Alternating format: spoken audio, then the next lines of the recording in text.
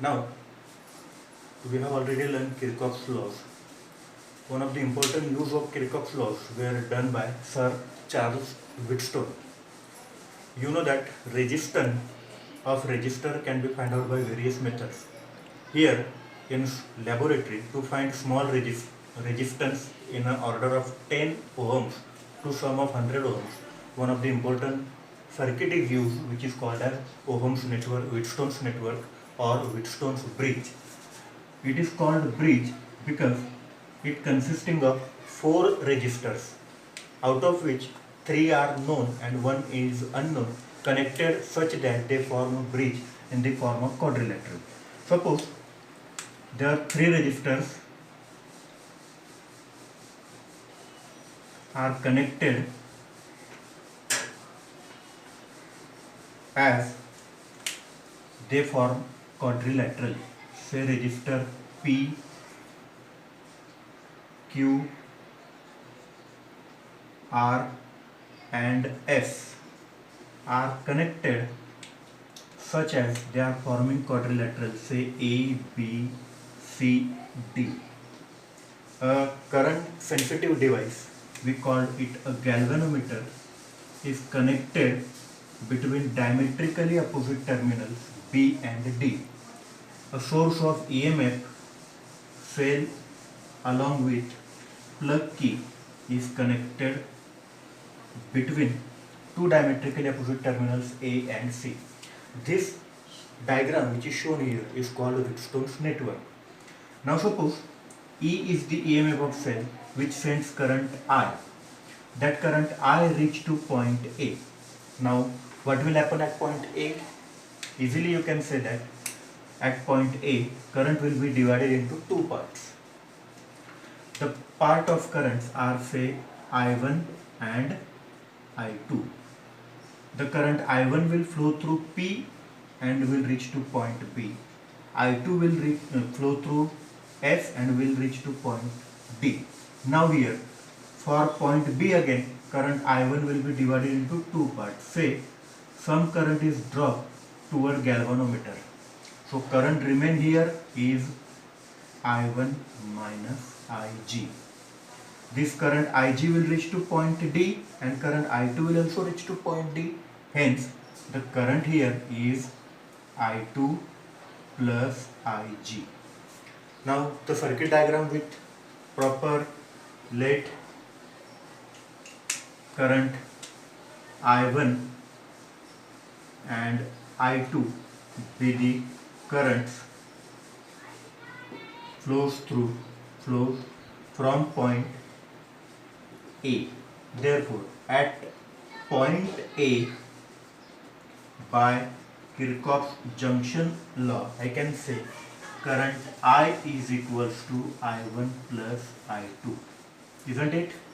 Or I can say I1 is equals to I minus I2, or I2 is equals to I minus I1. Now, you can see that if I applying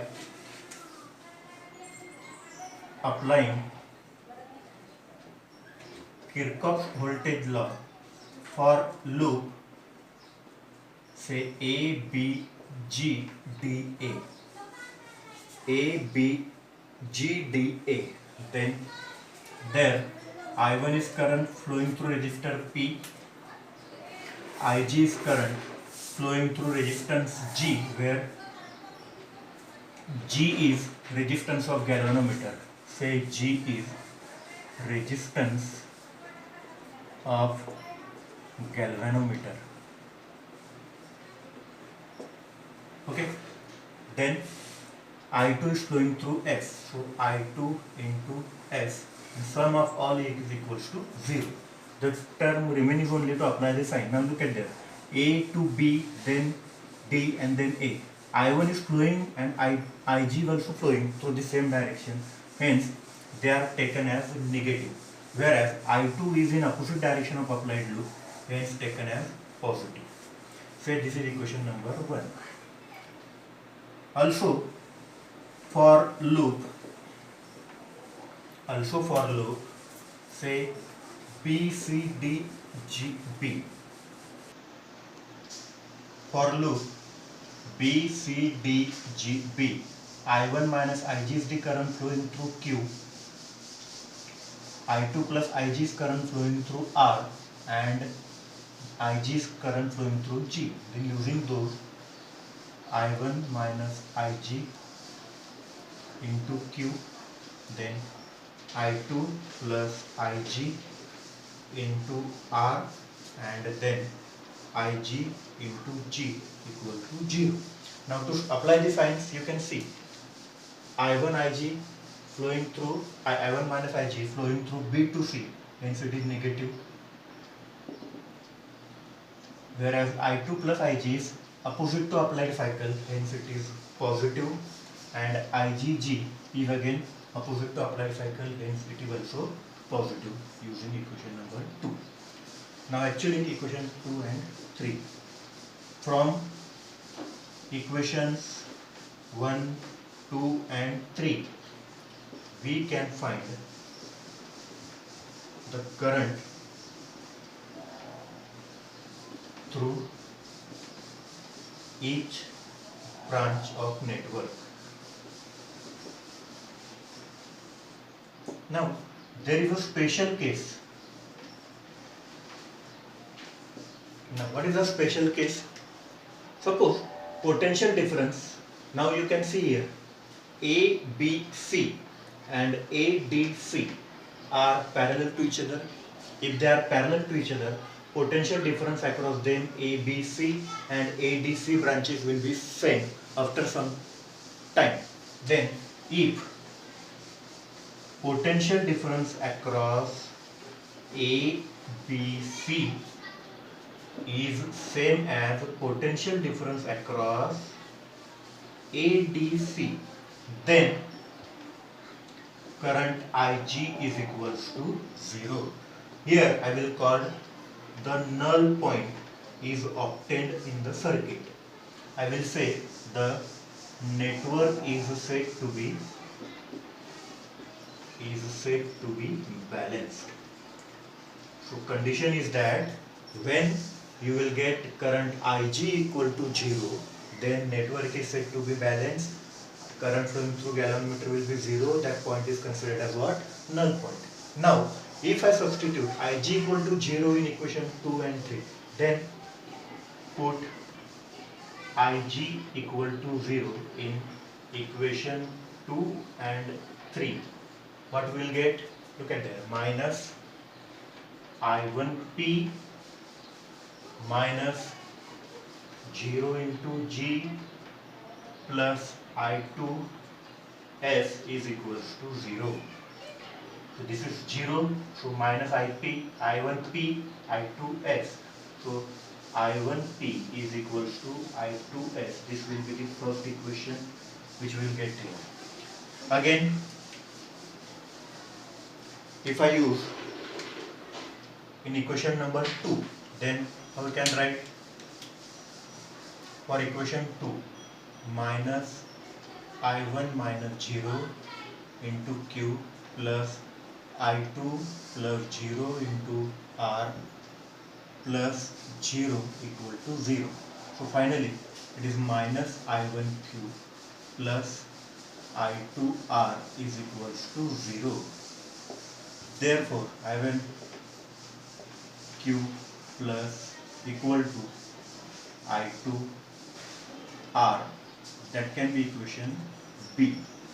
Dividing equation A by equation B, then I can say I1P upon I1Q is equals to I2S upon I2R.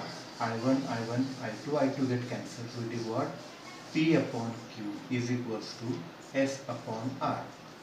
This equation, instead of PQRS, if I write them as R1, R2, R3 and R4, then R1 upon R2 equal to R3 upon R4. This will be considered as, this is the balancing condition of Wheatstone's network or Wheatstone's bridge. Now consider one example of Wheatstone's network. Suppose resistors of 5 ohm, 5 ohm, 10 ohm and R ohm are connected in Wheatstone's network. Then find R. Okay, so let in solution R1 say equal to 5 ohm, R2 equal to say 5 ohm, R3 equal to 10 ohm and R4 is equals to R ohm. Now you can see here R1 upon R2 is 5 upon 5, that is equals to 1 ohm. Then R2 upon R3 upon R4 is equals to 10 upon R ohm. So by balancing condition, R1 upon R2 should be equal to R3 upon R4. So substituting this, you will get 5 upon 5 equal to 10 upon R. Therefore, R is equals to or equal to 1 equal to 10 upon R. Therefore, R equal to 10 ohm. So this is the simple circuit which I have explained you for understanding of Wheatstone's bridge or Wheatstone's network. Some complex circuits we will explain in next videos. Till then, keep safe, stay home. Thank you.